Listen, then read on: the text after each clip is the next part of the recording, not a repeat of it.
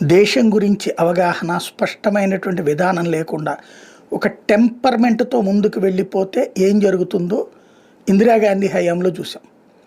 ప్రచారం కోసం తీసుకొచ్చినటువంటి యావతో పెంచినటువంటి దరిద్రమే ఆ రోజున ఖలిస్తానీ ఉద్యమం.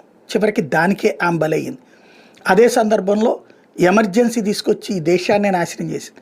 కాకపోతే పాకిస్తాన్ నుండి బంగ్లాదేశ్‌ని వేరు చేసినటువంటి ఘనత ఉంది అన్నటువంటి పాయింట్. అది కూడా దానివల్ల భారతదేశానికి ఏమైనా ప్రయోజనం చేకూరిందా అంటే ఏమాత్రం ప్రయోజనం చేకూర్చకపోగా ఆ తర్వాత నుండినే బెంగాల్ కాస్త బంగ్లాదేశీల వశమైపోయింది. అంటే కానీ యుద్ధం గట్టిగా జయించింది కాబట్టి ఆవిడ్ని వీరురాలు కిందన చూపించుకోవడంతోనే సరిపోయింది మనకి. ఆ వీరురాలి ఇంపాక్ట్ ఇవాళ రోజున అదే లక్షణాలతో, అదే ఫేస్ కట్స్‌తో, అదే హెయిర్ కట్‌తో మాట్లాడుతున్న ప్రియాంక గాంధీ వాద్రాన్ని చూస్తుంటే రాచరికపు వారసత్వానికి సరిగ్గా సరిపోతుందని